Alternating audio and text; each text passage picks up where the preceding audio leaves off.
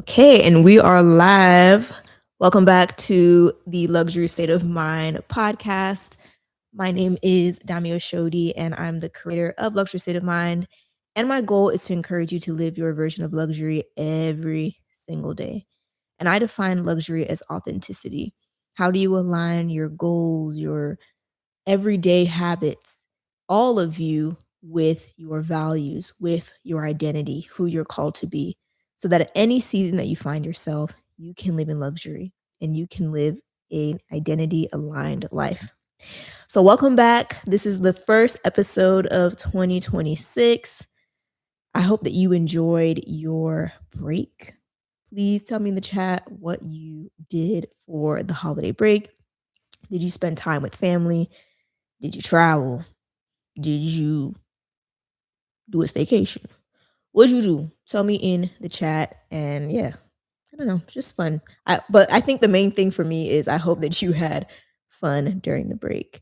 So just a couple of updates, little bit about what was going on with me during my little hiatus, which we got to kind of talk a little bit while I was, kind of away from where I live. I was with family. So I kind of had some episodes there as well. And one of the things that I would like to try and do more of is including like different teas that I'm drinking. So today I have an almond biscotti tea. I don't know, it's just like a nice way to relax, to chill, and be present. For me, I think having tea is just an opportunity to be present, to remind myself to be present. So, giving you all the cozy vibes. So that was something that I started while I was at home during the holidays. I had the opportunity to just be around family. I had the opportunity to go to Nigeria. As you may know, I had said that I would be doing a conversations over dinner in Lagos. So now Luxury State of Mind is international. I mean, of course, I know there's international listeners, but Luxury State of Mind has officially touched down in another country. So super excited about that because I told you last year that Luxury State of Mind will be going global. So that was really fun. That event was amazing. The venue was great. The people I got to work with at the restaurant were amazing. And then the people that came. Like it just was such a different event than any of the other ones that I've done. Every conversations over dinner had its own beauty or it had its own like flavor, if you would say. But the one in Lagos was just something like people wanted to talk. They wanted to chat. They wanted to have really good conversation. I learned so much from the women that attended. There were so many different topics we discussed that kind of just flowed naturally, such as are you afraid of playing small and why do women play small? Or how to have boundaries when it comes to your gifts, your talents, and all these things. And just good stuff. Okay. It was juicy. So if you're like, I need to be around women who thinking the right thing, then I invite you to come to Conversations Over Dinner. I will post the next one. It's actually going to be in Dallas on Tuesday, January 27th. So if you are in the Dallas area, we will be having another Conversations Over Dinner. But yeah, the Lagos event was amazing. I went to a wedding for a dear friend. It was amazing to witness that. And then I went shopping. Okay. Let me tell you something. Lagos is a fashion capital. It's like the person like I went to this what would I call it? Like a pop-up shop where they feature different designers in Lagos or just around Nigeria in general. And she said it's like the type of fashion that makes you feel alive. Like you want to just get up in the morning, and she's not lying. Being around all the different vibrant colors and designs and uniqueness and energy and the excitement. Like you see all the women, they're smiling, they're happy to be there. It was great. So I got to experience that, eat some good food, and then go back home for Christmas and enjoy the rest of Christmas with my family. And then we're back here. So just a little update, just what Dami was up to, what she was doing while she was away from the podcast and all that. So I'm a trip. My apologies, or am I sorry? No. Um, One of the things I wanted to discuss And this was actually something that I don't know if it was before I went to Nigeria or it was probably after. I'm gonna say after I went to Nigeria. Bring you just a little closer. There we go. Okay. So one of the things that I thought about, and like I said, we're leaning on what are we giving ourselves permission to, right? In Q1, really the main focus is who am I becoming? I know we're all trying to figure out our goals and what are we going to do and how hard do I have to work and all these things. But I want us to focus on something just a little different for this season. Who am I becoming? And I think what we're going to discuss today aligns perfectly with that. So I was taking a walk and I was just thinking, praying about, what do I want for 2026? What is it that I'm looking to have? And just letting my mind kind of wander a bit. And there was a moment where I had a desire, right? Just think of that like something that you desire that maybe hasn't happened yet. But I had this desire and it's something that I wanted and I wanted. And then in a split moment, as that I had that desire, I also was thinking about how would it happen? How could I have it? When will it happen? Can I like how can I make this happen? Is it been waiting for this long? Is it really gonna happen? And I just remember this thought as I was having like I could feel myself getting tense, getting like almost like what's the like not what's the point of having the desire, but it's just like, this is too much, right? And this thought came into my mind, and it was just like this idea of rest in expectation. I heard them like rest in expectation. And I thought about it a little bit more, and then my body calmed down.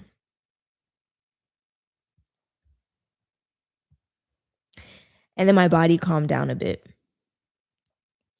And one of the things that came to me, what that means to rest in expectation, is that it's okay to actually be excited about the possibility of a thing coming to pass without you actually having to force the outcome or the timeline. So I'm personally giving myself the permission to rest in expectation, not necessarily figuring out how this will happen, what will happen, how can I manufacture it to happen, but to just rest in the idea that I actually want it to happen. Even if it's taken a long time, even if it's not in the format way that I would have liked it to happen, but I have an opportunity to rest in expectation. And personally, for me, what I felt like in that moment was freedom, not being tied to a how was a bit freeing, or not was a bit freeing, it was very freeing. Not being tied to a how, not trying to demand a way in my own mind, manufacturing how it has to happen, but just resting in the desire itself and almost getting excited. I wouldn't even say almost, allowing myself to get excited about the possibility that this could be a thing. I don't know how, I don't know when, and it's scary, right? Because you don't know when something is going to happen. And sometimes if you've longed for something for so long, the expectation that it can happen starts to fade at times. But if that is still in you, whatever that may be, for you, it might be a new career, it could be a romantic relationship, it could be marriage, right? It could be that thing that you've always wanted to do. Maybe you want to make, I don't know, themed dinners in your city and just build community that way. You're just not sure how, or you want to build a business, or you want to do so many things, and you've had this desire for so long, but it's just like, well, how will it actually happen? How will it come to pass? I think removing the how and just sitting in expectation that it could happen can free you from that tension of that how, the tension of it has to be this way, or it has to look this way. One of the things that I believe I'm being dealt with, and I think it's even more recent, to be honest. Like I kind of like felt it over time, but I really think more recent. I had a conversation with someone I adore. When I tell you she put me in my place in the best way, oh God is talking to me. I don't know about you, but sometimes when God wants to expose something in you, it feels like he's just undressed you. Like you're just vulnerable, naked and afraid. Not afraid necessarily, but just like exposed. It feels exposing, but it doesn't feel hard or tough. It just feels like, oh, this needed to happen. And it really leaned into more for me self-trust, but which I think I'll probably talk about more another time. But it also helped me to see and continue to keep growing in my area of being flexible. In the past, I really struggled with being flexible because once I set my mind to it, I believed that if you change your mind, because I was taught that if you're a jack of all trades, you're a master of none. So I didn't want the perception of I changed my mind. I want to say I do something, I stick to it, I stick through it and all that. But that's what had me in medicine for way too long. Okay. And not being flexible to try something different, do something different, pivot. Didn't know you could pivot. If you didn't know you can actually pivot, I didn't know that for the first 24 years of my life that was a possibility. I thought it was a weakness actually, which is completely false. But I'm continuously being reminded to be open. I would say in 2025 was very open, very courageous. I felt in 2025 there was nothing left that I didn't do. Like I did everything that I wanted to do in 2025. So I'm grateful for that. But I think this year, and it's so funny, even as I was praying and meditating on what this year would be for me and maybe for you as well, there is no structured plan of how it's supposed to happen. And this is how I didn't get that this year. And I'm like, oh my gosh, like, you know what I'm saying? Like, what's going on? But I do know that I have certain desires. I do have certain things that I want to experience, that I want to just either attain, experience, do, and just not trying to always stifle that desire by figuring out the how, but just being, okay, this is something that I want. Let me just bask in that first and accept that. Not to run away from the desire, not to run away from something, but just to outwardly accept this is what I want. So that expectation or resting in expectation was something. I'm like, I've got to tell you about this. That in 2026, rest in expectation, rest in the possibility of a thing, not trying to stifle it with a how or put a plan together, but just rest in expectation. And then with that expectation, thinking about what could I embody that will possibly bring me closer or will bring me closer to what I desire. Some things do just come to us, right? We do attract certain things that we desire without having to try, possibly because you worked on yourself so much, it's just become natural and then the right things fall into place or different things, right? We're magnetic in a way, especially as women. But is there opportunity to embody something new, to try something new that could possibly allow that new thing into your life? Could it be putting yourself in a new environment, going to new types of events, hanging around new types of people that could actually bring the result or the feeling or the desire that you want? Could it be putting yourself out there to do something different? Trying, I don't know, a new speaking opportunity that maybe in the past you denied, or putting out your first YouTube video, or talking to the realtor for the home, or reading a new book, gaining new information in that thing, that desire that you have. Because what I believe that does is it gives you the opportunity to fuel the vision, to fuel that thing that is like so weighted deeply in your heart. So I'm not talking about whimsical fantasies and all of that, right? I'm specifically talking about desires that you've had for a while that you believe are yours. It just hasn't come to pass just yet, but you believe are yours. There are ways to fuel that vision. There are ways to be in position to experience it, even if it's not always to the full or it's like how you envision it happens, but you can fuel the vision. So it may require a change from you. It may require something different. Most likely, it will require something different from you. So I just want to encourage you and allow yourself to give that permission to yourself that you will rest in expectation. So I would love to hear from you. You can comment below on this episode. What is something that you are looking to rest in expectation for? What do you have expectancy for in 2026? What are you looking to experience, to do, to have in 2026? I actually really want to know this because these are the beautiful things that make life beautiful and unique to each person. We're all not going to have the same things.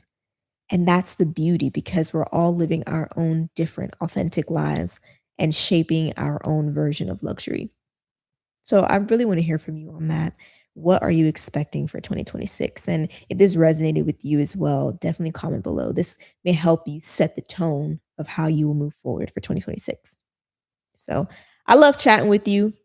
I love talking to you. It's been a good time for me. I felt real cozy, on the couch. I'm talking, got my microphone, got my tea. We're just having a good, cozy time. So I would also love to, speaking of cozy, again, I said it previously, but I would love to invite you to a Conversations Over Dinner event. We're going to be having it at Mexican Sugar on Tuesday, January 27th, a day before my birthday, actually. So this is going to be a nice birthday present for me. The opportunity to connect with people who are a part of the luxury state of mind community or who are interested in luxury state of mind and just love what we talk about here, which is basically leading ourselves in a way of authenticity and identity. So if you want to engage with a community of women who are like-minded just like you, who are just wanting to make 2026 their year and are serious about that, if you are a professional in your career or you're an entrepreneur or you're a purpose-minded woman in general, I would love to invite you to Conversations Over Dinner in Dallas, Texas. And again, that will be happening on Tuesday, January 27th. So the link for that event will be in the description and you can get your ticket there. And then I also have another invitation for you as well. If you are interested in just not only getting to be with women here and there, but really engaging with women who are really trying to uh, move to the next level. They're trying to improve, and you also want to improve, but you also want to know how to navigate your time, pivot, transition well into your next, and make your next season inevitable. Then I would love to invite you to the Luxury State of Mind paid community. I'm actually doing a wait list right now. So the community at this stage is not officially open, but I would love to invite you so that when we do open it, you will literally be the first to know. So if that's something that you'd be interested in, please fill out the wait list at the end of this or in the description of this episode and let me know that you're interested, and you will be the first to know when that community opens up. All right. So thank you so much for listening to this episode. I hope that this blessed you, and I will speak to you on the next one. Bye.